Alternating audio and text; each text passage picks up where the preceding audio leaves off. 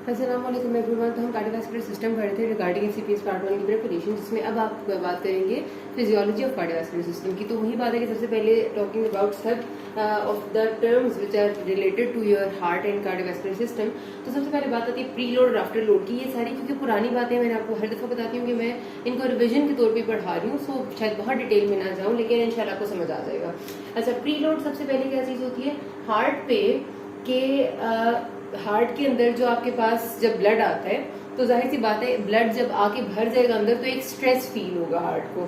तो basically and में, मतलब जब पूरे वेंट्रिकल्स फिल हो जाएंगे, अब ये आपको पता है हार्ट की पिक्चर है, ठीक है, ऐसे करके होता है। यहाँ पर एओर्टा आ गया, यहाँ सुपीरियर वेन इन्फीरियर। जब आपके वेंट्रिकल्स यहाँ ये और ये राइट एंड लेफ्ट वेंट्रिकल पूरे ब्लड से फिल हो जाते हैं, तो and diastolic volume, EDV stands for and diastolic volume, यानी डायस्टली क्या है? डायस्टली वो वाला स्टेट है जब हार्ट में यानी वेंट्रिकल्स में ब्लड फिल हो जाना है। तो डायस्टली जब कंप्लीट हो जाती है, यानी कि सारा ब्लड जितना मैक्सिमम आ सकता है वो वेंट्रिकल्स के अंदर फिल हो जाता है, उस टाइम पे जो वेंट्रिकल्स का वॉल्यूम होता है उसको हम कहते हैं एंड डायस्टोलिक वॉल्यूम, यानी कि इतना ही ब्लड मैक्सिमम वेंट्रिकल्स के अंदर आ सकता था। अब जाहिर सी बात है कि एंड डायस्टोलिक वॉल्यूम में यानी जितना मैक्सिमम ब्लड वेंट्रिकल्स के अंदर आ सकता था, जब वो आ जाता है तो वो एक प्रेशर बना रहा होता है, प्रेशर एक्सर्ट कर रहा होता है on the walls of ventricle.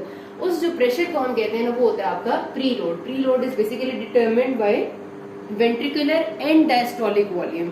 आखिर में जब डायस्टली कंप्लीट हो जाएगी, जब वेंट्रिकल्स ब्लड से मैक्सिमम हद तक भर जाएंगे, तब आपका जो मैक्सिमम वॉल पे स्ट्रेस पड़ रहा होता है उसको प्री लोड कहते हैं। अब कौन सी चीज है जो प्री लोड इसका मतलब डिटरमिन करती है? पहली जो उसमें बात आती है वो ये कि ब्लड का वॉल्यूम कितना है, सर्कुलेटिंग वॉल्यूम। समटाइम्स ऐसा होता है कि सर्कुलेटिंग वॉल्यूम ब्लड का बहुत ज्यादा हुआ होता है ड्यू टू सम रीजंस, तो ज्यादा ब्लड आने की कोशिश करेंगे टू हार्ट, जिसकी वजह से प्री लोड बढ़ जाएगा, ठीक है। दूसरी चीज क्या है कि हार्ट में ये जो ब्लड आके फिल होना है, ये आपको पता है कि एक तरह से इसका ताल्लुक है, अब सारा का सारा ब्लड जो हार्ट में आता है वो आता है आपकी पूरी बॉडी से है ना, मतलब पूरी बॉडी से होता क्या है कि सारा का सारा ब्लड आता है सुपीरियर इन्फीरियर वेना केवा में, सुपीरियर और इन्फीरियर वेना केवा से आता है राइट एट्रियम में और फिर राइट वेंट्रिकल में, फिर राइट वेंट्रिकल से चला जाता है ये आपका पल्मोनरी ट्रंक में, वहां से सारा ऑक्सीजनेट होके आ जाता है लेफ्ट एट्रियम और लेफ्ट वेंट्रिकल में। तो बेसिकली जो सारा का सारा बॉडी का ब्लड है वो आपकी हार्ट में आना होता है, ठीक है। तो बॉडी में जब ब्लड वापस ला रही होती है चीज, उनको हम वेन्स कहते हैं, ऐसे ही है ना।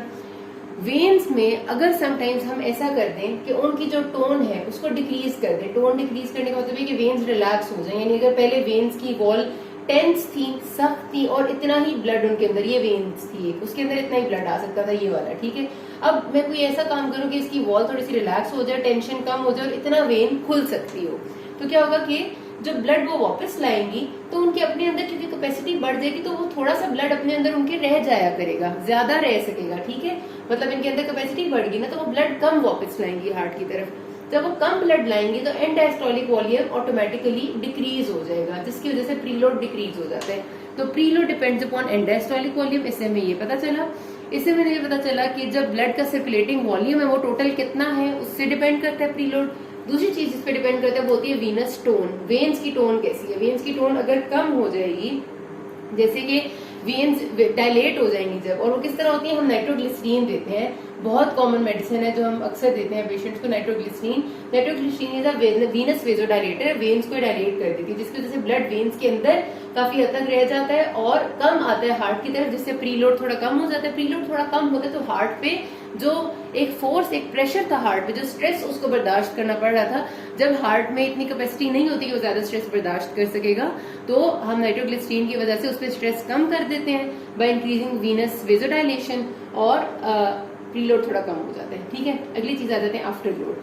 अब आफ्टर लोड क्या है, आपको अच्छे से पता है कि अब हार्ट के वेंट्रिकल्स जब भर जाते हैं उसके बाद इनने ब्लड पंप करना होता है to pulmonary trunk and to aorta.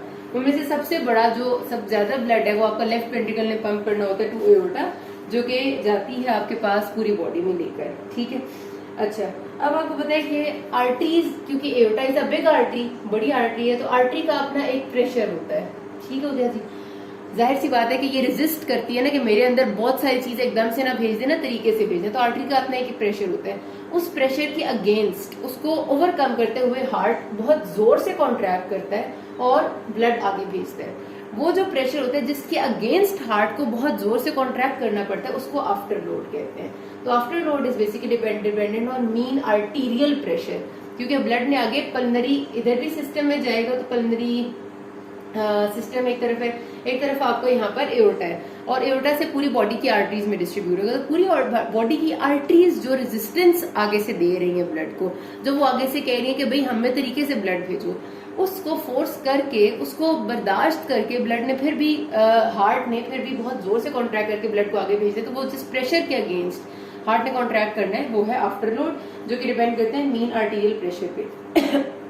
अब जाहिर सी बात है कि आर्टरी की वॉल जितनी ज्यादा टेंशन में होगी, जितनी ज्यादा स्ट्रेस में होगी, उतना ही ज्यादा हार्ट को ज्यादा आफ्टर लोड महसूस होगा। मतलब अगर मैं कहूँ कि ये एओर्टा की वॉल है, इसने अपने आप को बिल्कुल सख्त किया हुआ है, इसकी जो वॉल स्ट्रेस है ये बहुत ज्यादा है, तो उसकी वजह से क्या होगा कि हार्ट को बहुत जोर से कॉन्ट्रैक्ट करना पड़ेगा, बहुत ज्यादा फोर्स लगाना पड़ेगा ब्लड इसमें भेजने के लिए। और अगर मैं कहूँ ये जो एओर्टा की वॉल है, इसका वॉल स्ट्रेस कम हो गया, तो हार्ट को थोड़ा कम जोर से कॉन्ट्रैक्ट करना पड़ेगा, ये बात है ना। तो इसका मतलब ये हो गया कि जितनी वॉल टेंशन और वॉल स्ट्रेस बढ़ेगा, उतना ही आपका जो आफ्टर लोड है वो बढ़ेगा। इन दोनों का हो गया डायरेक्ट रिलेशन, ठीक है। अब हम इसको किस तरह से कम कर सकते हैं आफ्टर लोड को? हम क्या करें, हम इसके वॉल स्ट्रेस और वॉल टेंशन को कम करते हैं। वो किस तरह कर सकते हैं? जिस तरह वेन्स में किया था, आर्टरीज को हम डायलेट कर दें, वेजोडाइलेटर्स दे दें जो आर्टरीज को डायलेट करते हैं, arterial vasodilators. Nitroglycerin was venous vasodilators. इसके ऑपोजिट एक और चीज होती है हाइड्रेलाजीन। हाइड्रेलाजीन अक्सर आपने देखा होगा प्रिस्क्रिप्शंस में, ये होता है आर्टीरियल वेजोडाइलेटर, ये आर्टरीज को डायलेट करता है। जब वो थोड़ी खुली हो जाएंगी, उनका रेडियस बढ़ जाएगा, वो ज्यादा बड़ी हो जाएंगी, तो उनके अंदर जो स्ट्रेस है वो थोड़ा सा कम हो जाएगा, तो उसकी वजह से हार्ट के पास जो आफ्टर लोड है वो कम हो जाएगा। इसके साथ साथ जो ड्रग्स आपने हाइपरटेंशन में सबसे कॉमनली प्रिस्क्राइब करते हुए देखे होंगे, जिसमें एस इनहिबिटर्स आ जाते हैं, वेरापेमिल वगैरह, वेरापेमिल नहीं सॉरी लिसिनोप्रिल और इस किस्म की, और एआरबीज जो लोसार्टन वसार्टन बहुत कॉमनली प्रिस्क्राइब होते हैं, एस इनहिबिटर्स और एआरबीज। ये भी दोनों ऐसी ड्रग्स हैं जो हमारे जो आर्टरीज को भी डायलेट करती हैं, जो वेन्स को भी डायलेट करती हैं। तो ये बेसिकली प्रीलोड भी कम करती हैं और आफ्टर लोड भी कम करती हैं, जिसकी वजह से हार्ट पे ओवरऑल एक अच्छा इफेक्ट पड़ता है उन लोगों में जो कि हाइपरटेंशन के होते हैं, जिनमें बहुत ज्यादा मसले हो रहे होते हैं, हार्ट कॉम्पनसेट नहीं कर रहा होता, उनको हम ये देते हैं, ठीक है जी। अब आ गया आपका अगला चीज जो है मैंने लिखी हुई कॉन्ट्रैक्टिलिटी। अच्छा, कॉन्ट्रैक्टिलिटी, अभी वॉल स्ट्रेस और वॉल टेंशन की मैं आपको बात आगे भी बताऊंगी। कॉन्ट्रैक्टिलिटी सिंपल सी बात है, अगर आप आम लफ्जों में देखें तो कॉन्ट्रैक्शन यानी कि जिस फोर्स से हार्ट कॉन्ट्रैक्ट करता है उसको कॉन्ट्रैक्टिलिटी कहते हैं, उसकी कॉन्ट्रैक्टिलिटी की एबिलिटी। कॉन्ट्रैक्टिलिटी डिपेंड करती है इंक्रीज और डिक्रीज हम किस तरह से कर सकते हैं। ये ध्यान रखना कि कार्डिक मायोसाइट्स जो है ना, उनकी कॉन्ट्रैक्शन का जो मैकेनिज्म है उसमें सबसे इंपॉर्टेंट चीज है इंट्रासेलुलर कैल्शियम का लेवल, ठीक है। अब पूरा प्रोसेस अगर डिटेल में हम नहीं भी पढ़ते तो हमें याद आ जाएगा कि कार्डिक मायोसाइट अगर ये एक सेल में बनाऊं, तो जब कैल्शियम इसके अंदर ज्यादा आता है, मैं आपको आगे एक्शन पोटेंशियल जब पढ़ाऊंगी तो ये रिवाइज हो जाएगा, ठीक है। तो जब कैल्शियम कार्डिक मायोसाइट के अंदर, cardiac myocyte is a cell of heart, ठीक है, इंडिविजुअल सेल। तो कार्डिक मायोसाइट के अंदर जब कैल्शियम का लेवल ज्यादा होता है तो ये कॉन्ट्रैक्शन करता है। तो कैल्शियम इंट्रासेलुलर कैल्शियम लेवल्स पे डिपेंड कर रही होती है हार्ट की कॉन्ट्रैक्शन, ठीक है।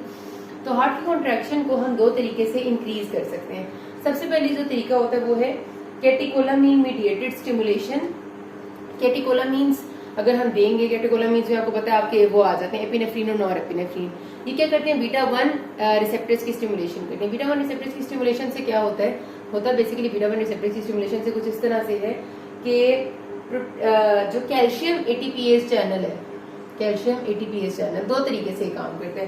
पहला तरीका ये होता है कि कैल्शियम एटीपीएस चैनल जो कि प्रेजेंट है सेल के अंदर सार्कोप्लाज्मिक रेटिकुलम में, उसका एक्शन बढ़ता है। उसकी वजह से क्या होता है कि सार्कोप्लाज्मिक रेटिकुलम के अंदर कैल्शियम ज्यादा स्टोर होने लग जाता है। जब सेल के अंदर मौजूद सार्कोप्लाज्मिक रेटिकुलम के पास कैल्शियम ज्यादा स्टोर होगा, तो जब कभी भी कॉन्ट्रैक्शन होगी तो ये सार्कोप्लाज्मिक रेटिकुलम रिलीज हो जाएगा सेल के अंदर, और जब रिलीज होगा तो कॉन्ट्रैक्शन ज्यादा अच्छी हो सकेगी, मतलब ज्यादा कॉन्ट्रैक्शन हो जाएगी, क्योंकि सेल के अंदर कैल्शियम के लेवल को बढ़ाना है हमने, चाहे बाहर से कैल्शियम लाए चाहे सार्कोप्लाज्मिक रेटिकुलम के जरिए कैल्शियम रिलीज हो। तो पहला काम ये होता है कि calcium ATPase pump which is present in sarcoplasmic reticulum वो ज्यादा तेज काम करता है इनकी वजह से, कैटेकोलामीन स्टिमुलेशन की वजह से।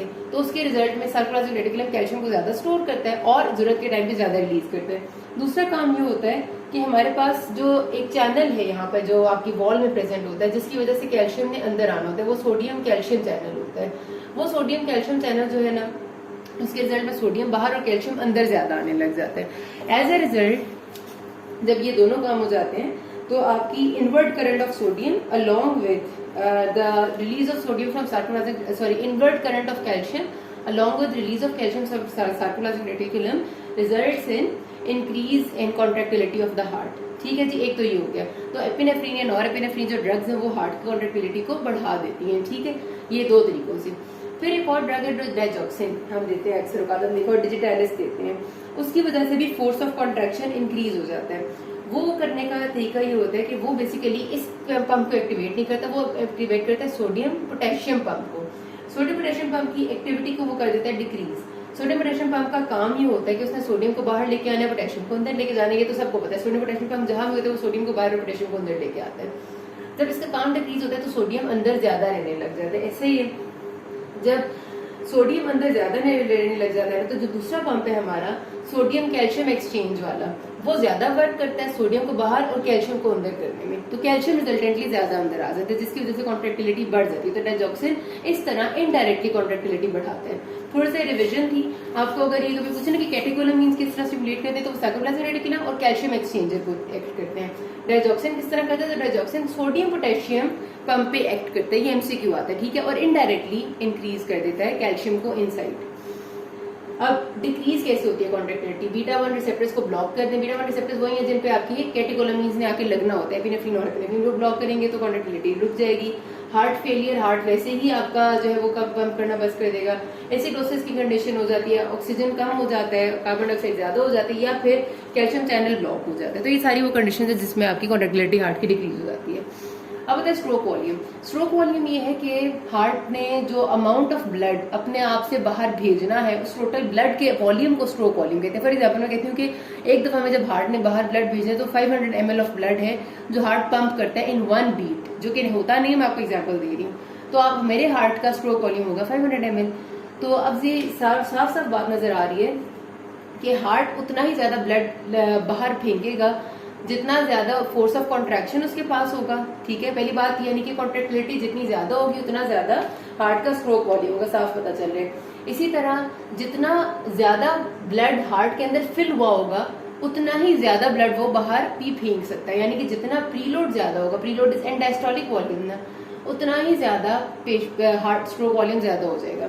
फिर जितना आगे से जो आर्टरी है जितनी उसमें रेजिस्टेंस कम होगी उतना हार्ट ब्लड बाहर भेज सकता है। तो जितना आफ्टरलोड कम होगा उतना स्ट्रोक वॉल्यूम ज्यादा होगा। तो resultantly stroke volume is directly related to contractility, directly related to preload and inversely related to afterload. Very simple, इसमें कोई मुश्किल बात है नहीं। ठीक है, स्ट्रोक वॉल्यूम के बारे में आप इतनी सी बात याद रखें कि हमारे पास ये 3 चीजें हैं। ठीक है, जब हार्ट फेलियर हो रहा होता है ना तो बेसिकली स्ट्रोक वॉल्यूम हार्ट का बहुत कम हो जाता है, जैसे जैसे हार्ट फेल हो जाता है। आखिरी बात है जी कार्डियक ऑक्सीजन डिमांड। अब जाहिर सी बात से समझ आ रहा है कि हार्ट को ऑक्सीजन की कितनी जरूरत है।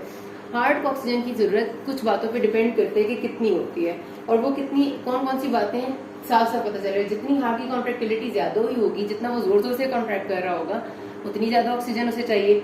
जितना हार्ट का रेट ज्यादा होगा उतनी ज्यादा ऑक्सीजन उसे चाहिए। ठीक है, उसके अलावा अगर आर्टरी का रेजिस्टेंस ज्यादा हो जाए, आफ्टर लोड ज्यादा हो जाए, तो हार्ट को ज्यादा ऑक्सीजन चाहिए ना, ज्यादा फोर्स से कॉन्ट्रैक्ट करने के लिए।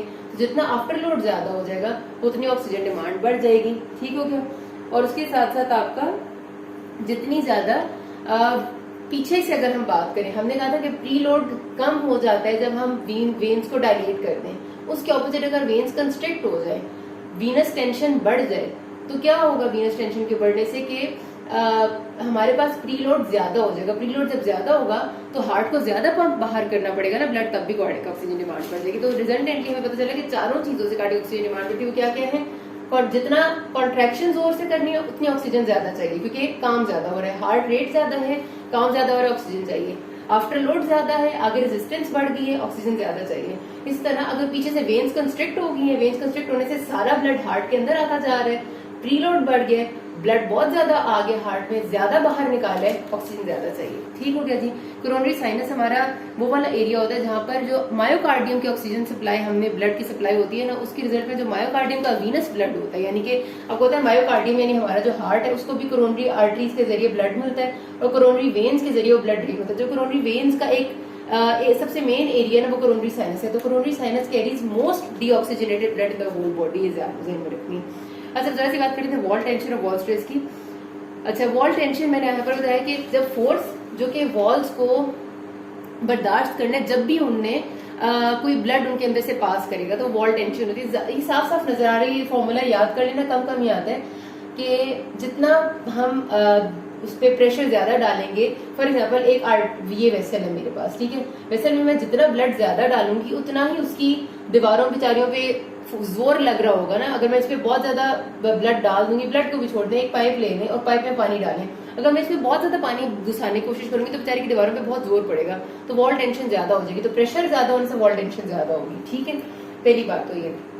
फिर दूसरी चीज आ गई रेडियस। रेडियस ज्यादा होगा ना, अगर खुली हो जाएगी तो मसला ये कि पानी बहुत ज्यादा आने लग जाएगा, और ज्यादा पानी आने से टेंशन और बढ़ जाएगी, तो रेडियस ज्यादा होने से भी ज्यादा हो जाएगी।